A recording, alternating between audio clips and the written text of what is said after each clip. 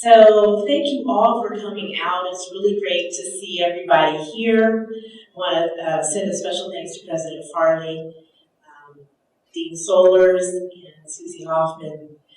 Susie gave me quite a bit of background in the presentation, in her introduction, so I don't have to go through a lot of that, but I did kind of want to show you my journey from being here at Washburn University. I think that what I forgot to say was that I was a President's Scholar while I was here.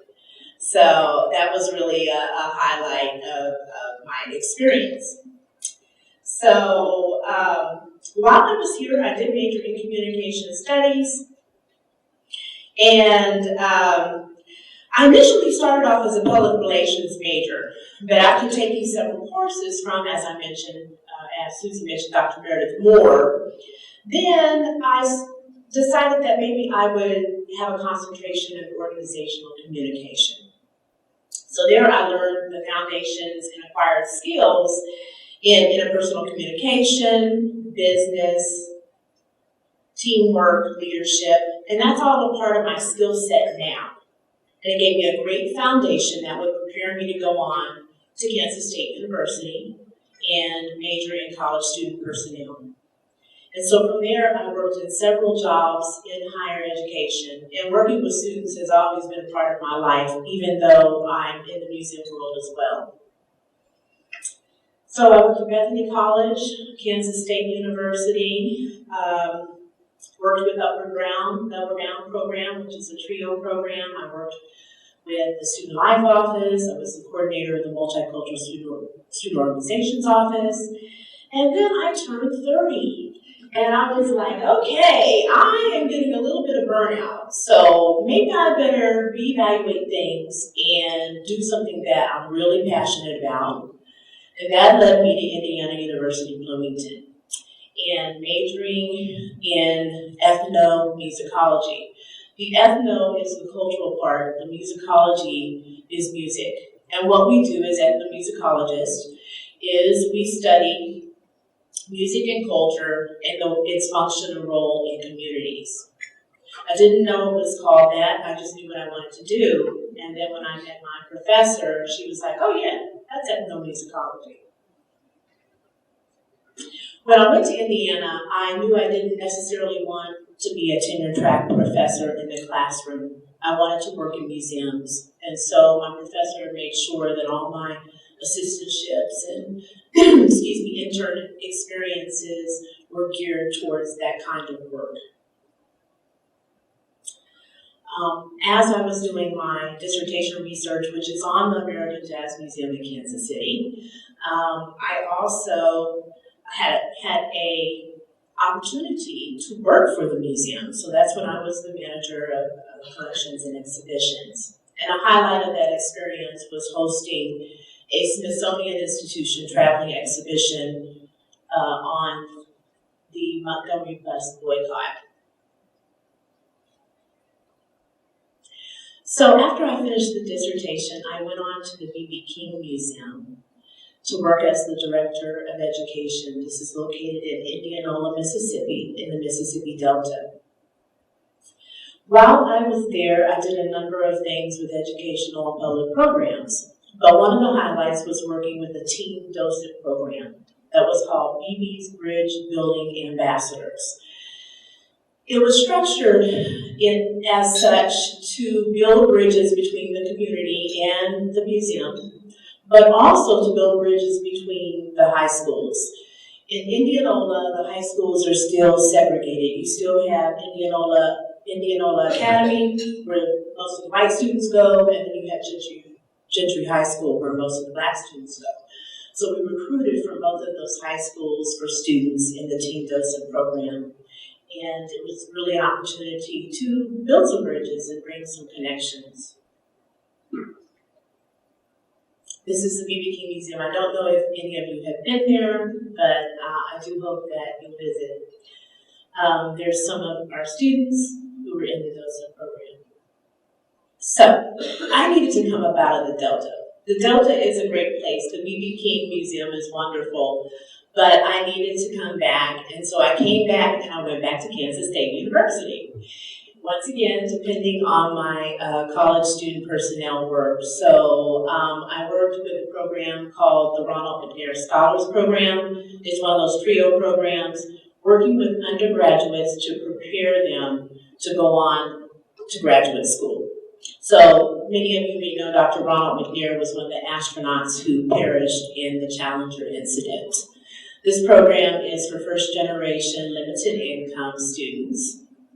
And so that was really great, running a program and using my organizational communication skills gained at Washburn. And then from there, I wanted to get back into museum work, so I came back to Washburn, and I served as Associate Director of Programs and Operations, and worked with two of the colleagues I see here, Candy and Jane back there. So this experience was really great. I was here for a year, and then I was recruited to go to Nashville, and that's when I want to spend some time talking about. This was a highlight of my career as an ethnomusicologist.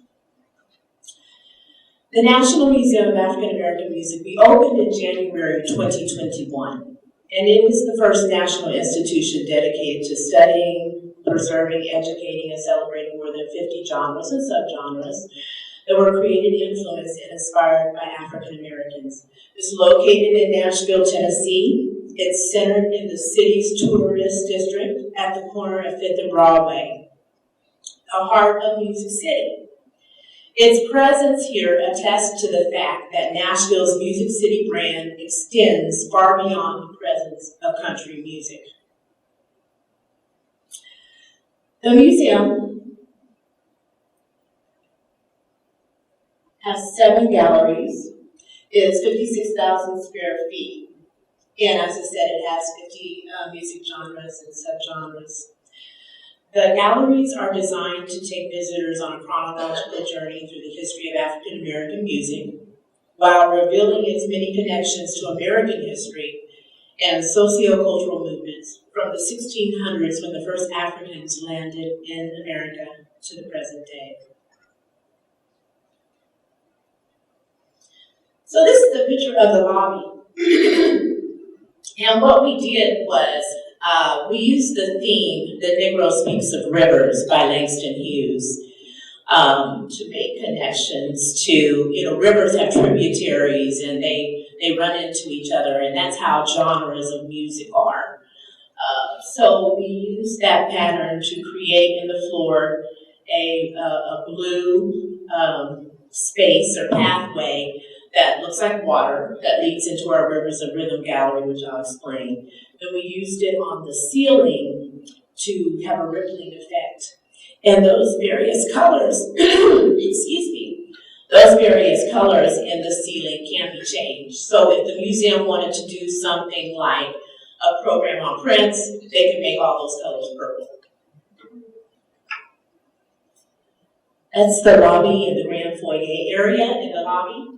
In the lobby, there are 4 cases that curators can use to change out different objects and artifacts. Right now, you see on the left, that's a dress from Anita Pointer from the Pointer Sisters. The next case down is a dress from India Ari. The next case down is some artifacts from Zydeco music in Louisiana. And then the next case down is a drum, a snare drum from Hamilton Bohannon, who was really popular with disco music. So everyone begins their journey in the Roots Theater, and the Roots Theater is the intro theater where there's a 15-minute film that gives an overview of African American history. So it begins with the institution of slavery in West and Central Africa, comes to America, focuses on the evolution of becoming African American, with specific emphasis on the creation of all these musical traditions that grew out of the specific and historical social context of a people. So we talk about music as the lived experience of a people. And so you saw that blue pathway that leads into this, which is called the Rivers of Rhythm. It's one of our galleries where there are digital tables where you can connect with a timeline, and it features touch panel interactives that weaves together themes that are in the museum, and it places African American music in historical context to show its essential role in shaping our American identity. So let me say that when we built the museum, we gathered together scholars from all over who had concentrations in these various genres and disciplines. So there was a scholarly panel that guided this experience. The lead scholar was my former professor, Dr. Portia Mosby. And let me say that I was not her first student, but I was her first student who actually did a dissertation on museums. This is what the tables look like. So there are 13 different timeline or eras that you can choose. And so the one that's highlighted is, I think, the civil rights one there. And so when you tap on it, you come to this, and you're able to tap down into some significant events, and then also some musical selections that are associated with those events as well.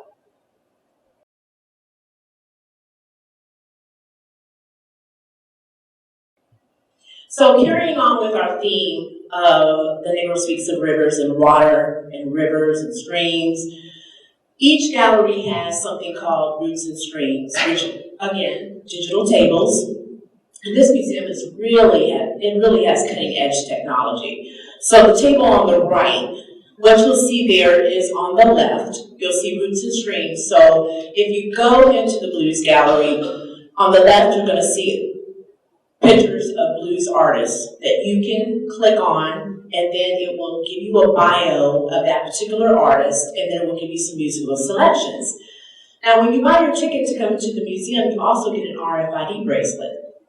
So what you'll do is if you see some songs by B.B. King that you just want to download and take home with you, you will scan your RFID bracelet, it will download those, it will take you to a microsite later connected to your email where you'll be able to access it.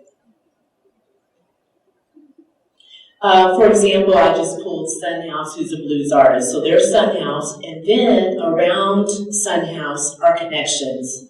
There are followers of Son House, there are influences of Son House, and there are peers. And same thing, if you click on one of his peers, it will give you the bio of his peer, and then it will give you some music as well. This is the exhibit plan. So as you can see in the middle, there's that Roots Theater, that intro theater experience.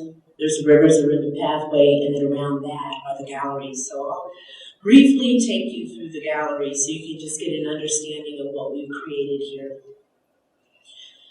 The first gallery is Wade in the Water, and it chronicles the history and influence of religious music. So around the gallery, you'll see photos. That's the threshold area, so you'll see different photos of people who sing and perform religious music. There are two interactives. One is called Singing with the Gospel Choir. I don't know how many of you know Dr. Bobby Jones, who is a Nashville gospel artist. He had a program on BET for a number of years. What we did was we went and we filmed him and the choir, which would be on the right. That's the actual filming. The left is the practice. We filmed them at a local church. And then what we did was, they sang a gospel song called Oh Happy Day. Then what we did was we created an interactive where you can go in, stand by a green screen, the lights come up, Dr. Jones comes on, greets you, then teaches you Oh Happy Day, and then you're able to sing with him. And then at the end, you're superimposed in with the choir. Then you use your RFID bracelet to download it. We are not promoting religion. What we're promoting is the communal experience of gospel music and this transformative power. This one is called Personal Testimony. What we have there is we have animated stories of faith and inspiration. So we went and we interviewed people, and then we animated their stories. And so they talk about their favorite gospel song and what it means to them and what it's meant to their life. The second gallery is Crossroads, and of course it's our blues gallery. And the Crossroads are the intersection of highways 49 and 61 in Clarksdale, Mississippi, where Robert Johnson allegedly sold his soul to the devil so that he could play, and be extraordinaire on the guitar. So blues is a secular music versus religious, which is sacred. So this experience grew after the Civil War, and it grew out of the Black experience in America. It grew out of humble origins, the work songs, the field hollers sung by sharecroppers in the Mississippi Delta. So, of course, as you go through each gallery, the experience changes. So now you can see a lot of wood. You can even, maybe not in this picture, but you will see corrugated tin to replicate those juke joints down south. So highlights of this gallery are also a film on the Great Migration, because around this time you had a lot of African Americans leaving the South to go north. So we have a short film on the Great Migration. The interactive for this gallery is called Storytelling the Blues, and it provides an opportunity for visitors to build their own blues story. You get to choose your character, you get to choose step by step what happens to them, then it plays for you, and then you download it on your RFID bracelet. Next gallery is A Love Supreme, which is named after John Coltrane's critically acclaimed 1965 album, A Love Supreme, and this is the jazz gallery, and you can see how it's changing already. See the colors that kind of replicate an intimate jazz club. So this gallery talks about the survival of African indigenous musical traditions in Congo Square in New Orleans, and then it explores the influence of this music and how it emerged and it became jazz, combining spirituals, ragtime, blues, minstrelsy.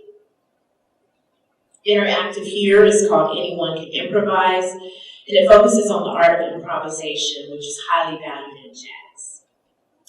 The next gallery is called One Nation Under a Groove, which is also the museum's tagline. The One Nation Under a Groove is an album from Funkadelic in the 70s. And this is the largest gallery there because it encompasses a diverse array of genres and subgenres, chronicling the history and influence of rhythm and blues, or R&B, from its emergence after World War II to present day. So you're going to read about Motown, Stax, Philadelphia International record labels. You're going to read about Soul Train, the music dance program, and MTV. So the interactive here is called Let's Make a Hit.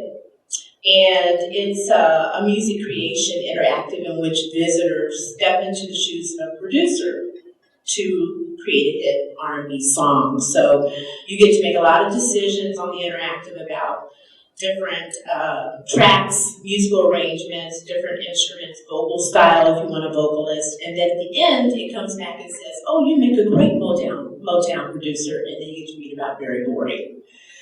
And you can download it. So all these experiences were created by my team in combination with the exhibit design team and media team. What's interesting is that no one on the team was African American on the exhibit team. So we as content people had kind of another layer of teaching them about the music and the history. But that's okay, because they listened and they got it right. And so it was a great collaboration. This gallery also includes a dance floor interactive, so you can go in and you can dance. We actually hired a choreographer to create some steps to different dances, and so you're able to download it on the RFID bracelet. One of the things that my professor as lead scholar researches is the business behind the music, especially the early African American producers, songwriters, she makes sure that they had a space here in the gallery. And so this is called The Business Behind the Music, and there's a short film where we went out and we talked with some of those people who are still around, and we collected their oral history.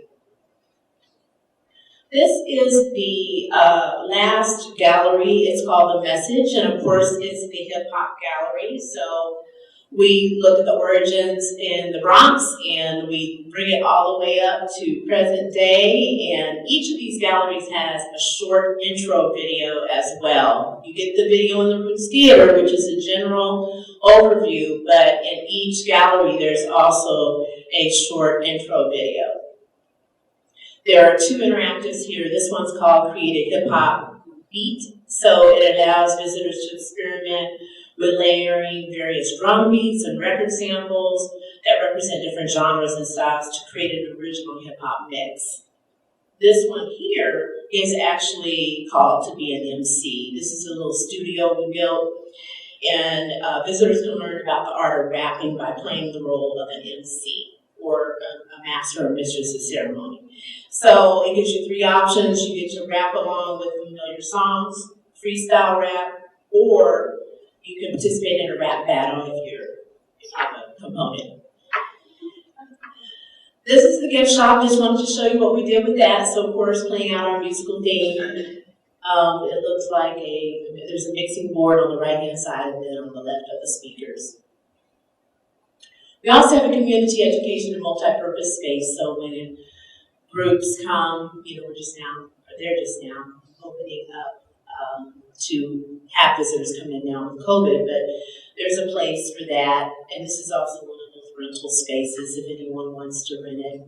There's also a green room that was created for performers to come and prepare. And this is the changing gallery space. So, of course, this is a space that we have that's dedicated to rotating and temporary exhibitions. It will allow the museum to host a variety of installations throughout the year that represent African-American voices in various artistic mediums. Now, for the inaugural Changing Gallery exhibition, it hasn't happened yet, but NABAM has collaborated with Fisk University, which is an HBCU, a historically black college and university, to present Jubilation, a celebration of the Fisk Jubilee Singers, Ambassadors on a Sacred Journey. I don't know if you know about the Fisk Jubilee Singers, but back in the 1800s, they were a group of African-American students that went out and would sing spirituals to raise money for the school. And so they are still in existence today, and there they are with the Grammy Award that they just won. They won a Grammy Award this year. And so the museum will have its first Changing Gallery exhibition on the Fisk Jubilee Singers.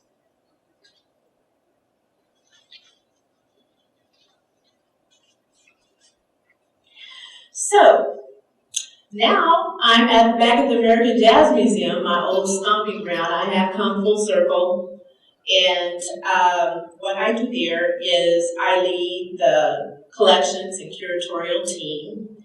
And the Jazz Museum is located in the historic 18th and Vine district of Kansas City. The museum preserves the history of American jazz music with exhibits on Charlie Parker, Duke Ellington, Louis Armstrong, Ella Fitzgerald, and others. We just had a Changing Gallery exhibit on Billie Holiday. It was a Smithsonian exhibit, and that was very successful for us. From the crossroads of Mississippi to the lights of Music City, but all roads lead back to Washburn, and I'm really happy to be here today. So, go Bods. Congratulations, that is quite a sight to see. It didn't just happen. There's a lot of work behind it. A lot of work, yes. How were you involved in that, and how did this all come about? I'm not familiar with a museum like that.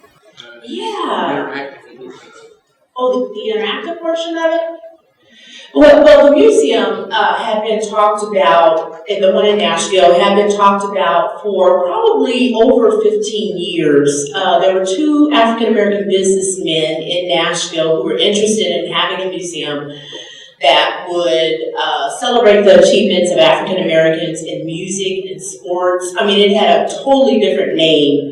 And then several people came in and said, no, we need to whittle it down. Let's focus on one thing. And with such a rich music history, especially with the Fifth Jubilee singers, it is said that Nashville has its name, or took its name, Music City, from the Fifth Jubilee singers. It's later that it's become so associated with country music. So they decided that they would focus on music, and so it became the National Museum of African American Music. Now, as curatorial director, we who work in that field, which my team consisted of another curator who was also an ethnomusicologist, and a collections manager who had a PhD in public history with a concentration in material culture. So we were the experts in the group, and we worked with the exhibit team and the media team to, to create all of these things. So you have to, you think about the various experiences that you want the visitor to walk away with. And then from there, you start to kind of brainstorm ideas about, with jazz, improvisation is such a huge thing. Let's see if we can create something about improvisation. But you don't want it to be so complicated that the visitor won't understand. So we created those things. The media team, which was in New York, so sometimes we fly to New York and sometimes they come to us, they had to do user testing. So once they created a template for our interactives, then they had all their material and equipment flown to Nashville, and then they came into our offices, and then I recruited people to come in to test, to make sure, and they would ask people questions. Well, did you think that, the intro screen was stated well enough that you would understand what you needed to do when you walked up to it? Would you do that? So there was a lot of back and forth. We would have weekly calls, lots to work it out, and it was really quite an experience. And it was everything that we, as the experts, know and love. So this is truly a labor of love. Very, very highlight of my career. Collaboration with the original artists throughout the country. Did you have any of that type of collaboration? Did the artists come there or have been there? And how have they been forthcoming with their music and being part of the vision? Yes, you're talking about the musicians, the artists? Yes, especially current day hip hop. Yeah, that is complicated. A lot of the artists today, they don't feel like they need to be in a museum. They feel like, that's when their career has slowed down, or maybe when they're, a has-been or something like that. So it's difficult to get a lot of contemporary artists to buy in.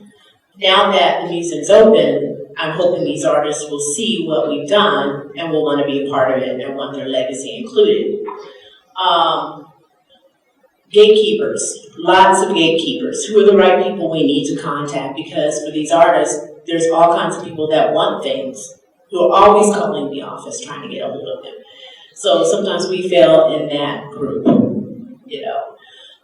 that's just another call. But the museum started probably about 5 or 6 years ago. Even though we were a museum without walls at that time, they started it used to be a luncheon, and then it went to a more formal affair called the Legends Gala, where they would recognize artists.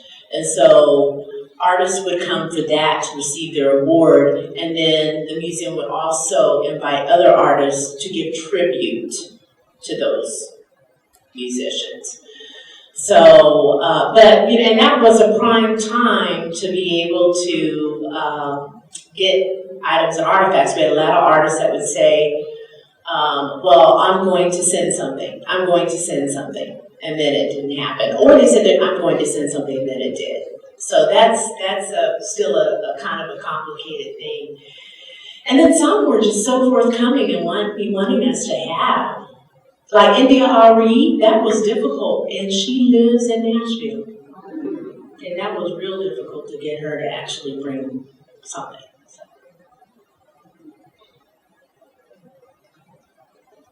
So how many years did you work there putting, you said 5 years before it didn't have walls. How long did you work for them and start, really forming this and then find a location and then start building it? Yeah, they always had the location, and that's another thing that's complicated because the location was actually supposed to be near Jefferson Street. Well, Jefferson Street is like 18th and Vine, is like Beale Street, the place where a lot of African Americans lived and where a lot of the clubs were.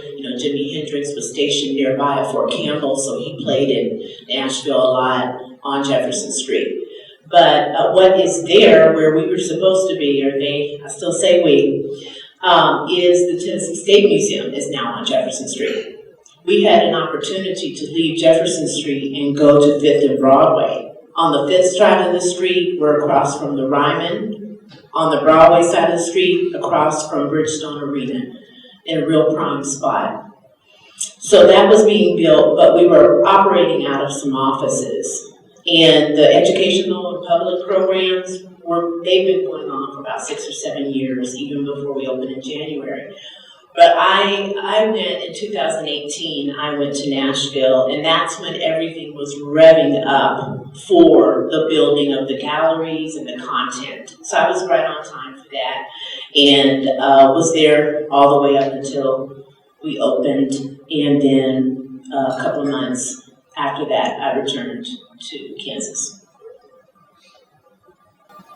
Yes.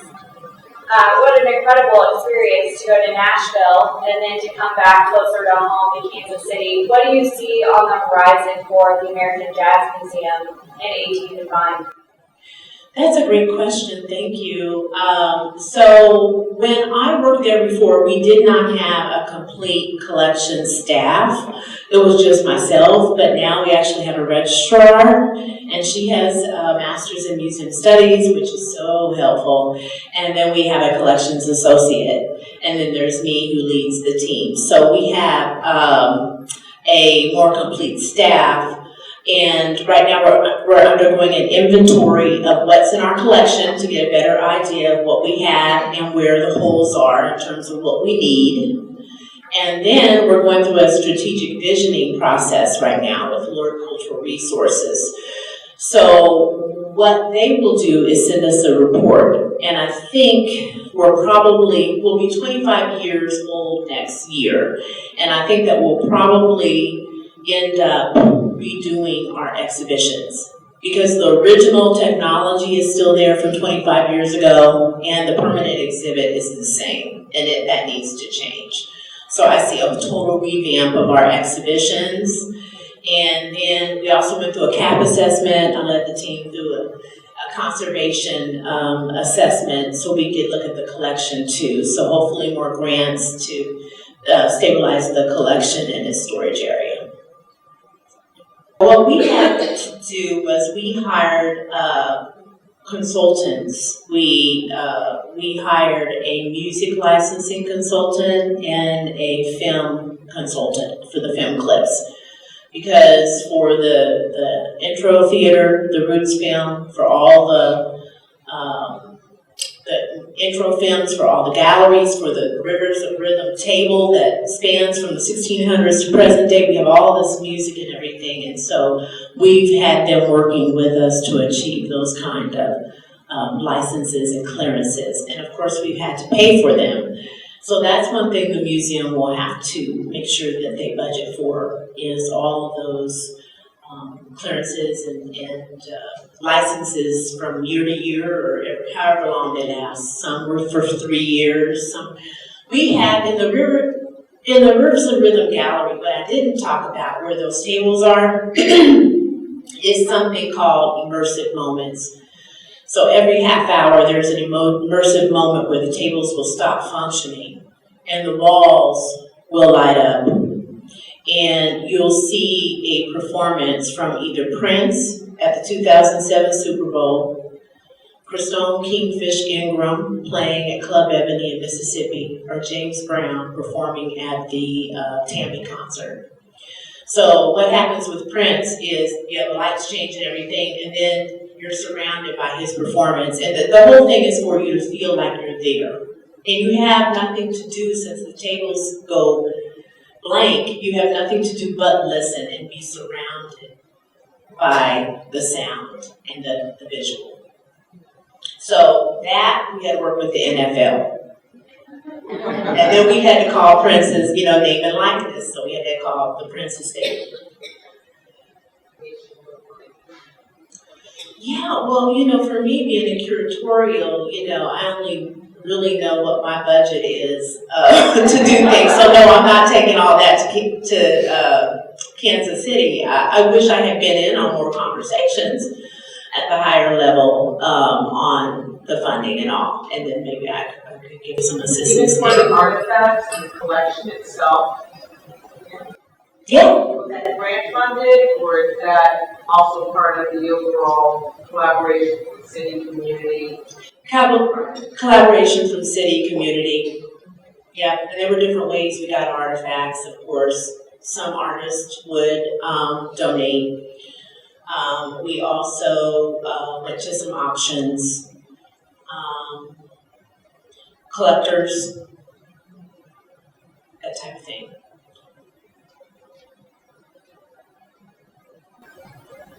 Any other questions? Well, another big round of applause.